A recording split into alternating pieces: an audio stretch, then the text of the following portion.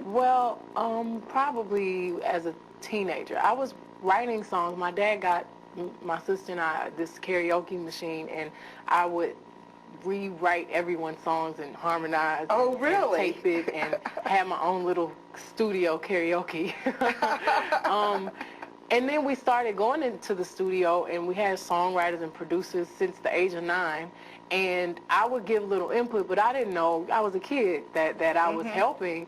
And about 13, 14, I wrote my first song completely by myself. And then I started going to the studio on my off time, and just me alone and writing the songs. And my dad was secretly playing the songs for record labels, and I was really mad because, you know, they were just for me. And because of that, I got Independent Woman placed on the soundtrack, and ended up winning Songwriter of the Year with ASCAP. Yeah, the first time that African-American woman had ever won that distinction. Yes.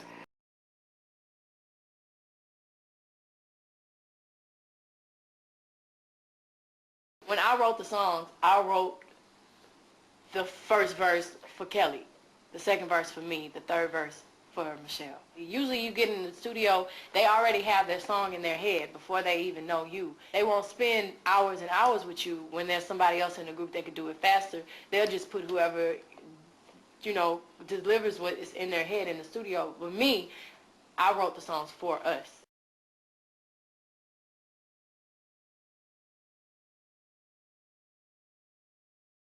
And you talked about a lot of the people you worked with. Anybody you want to let us know about on the album? My sister helped me write. Angie helped me write. Sean Garrett, Swiss Beats, Rich Harrison, Rodney Jerkins, and I'm forgetting somebody, but of course the Neptunes, Neo. It was great. It was a great learning experience for me because, like I said, I collaborated, and it was like a big party when we sat and wrote these records. We would go and have these debates, all the men and all the women, and that's how Ring the Alarm and all those records came. So what was like one of the debates you had with like Pharrell? Because Pharrell, he's like such a cool studio cat. So did y'all Pharrell, actually, we didn't work together in the studio. He was one of the producers. He actually had those records, and I heard them, and of course I changed them and personalized them. But he already had an idea of what he thought my next record would sound like, and it was exactly what the other records were. It's a lot of brass, it's a lot of chords, but it's also still hood. So it's not, it doesn't go over, sorry. Yeah, they like that right there. It doesn't go over your head. You can still relate to it, but it's still musical. Yeah, it go right there. All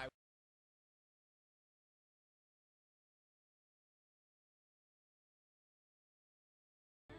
Well, the song talks about, you know, being in a relationship with a man that you don't want anymore because he's not good for you, and you don't want him, but you don't want anyone else to have him because you've invested so much time and so much emotion in the relationship.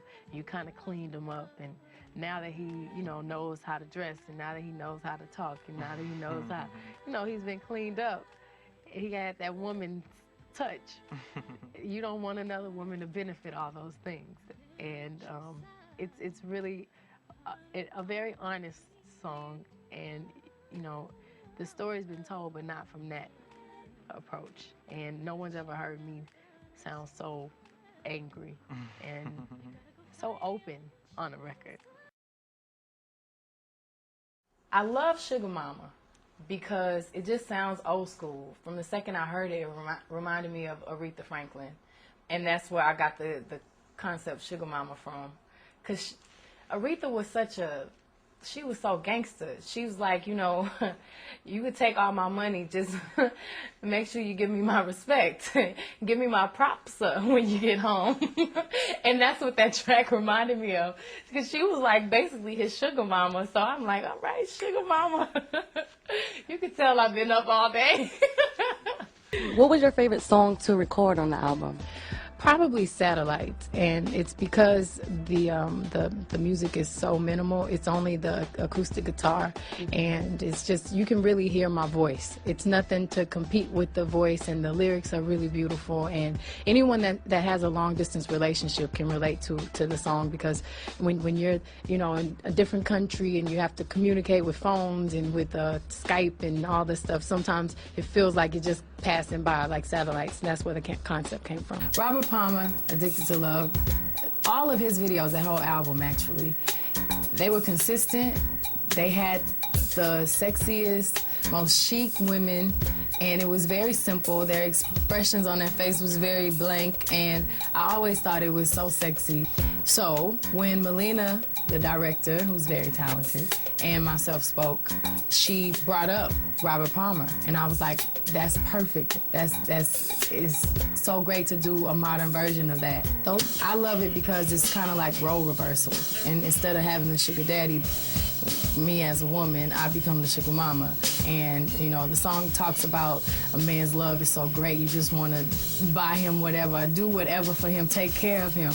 And I figured it only makes sense to start off more masculine in a man's suit and kind of strip down to a feminine, to a woman, basically.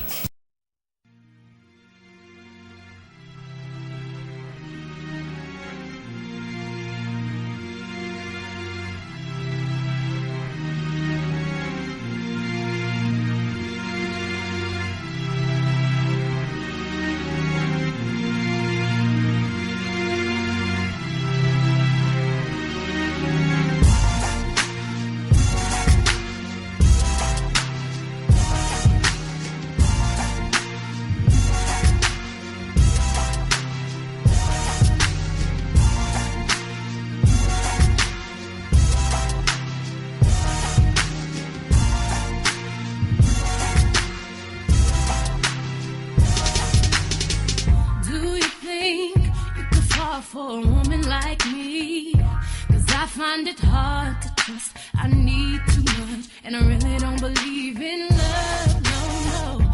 Do you think that I could be the girl of your dreams? Sometimes I don't let things go, get emotional, and sometimes I'm just out of control. Stop for a minute before you get too deep up in it.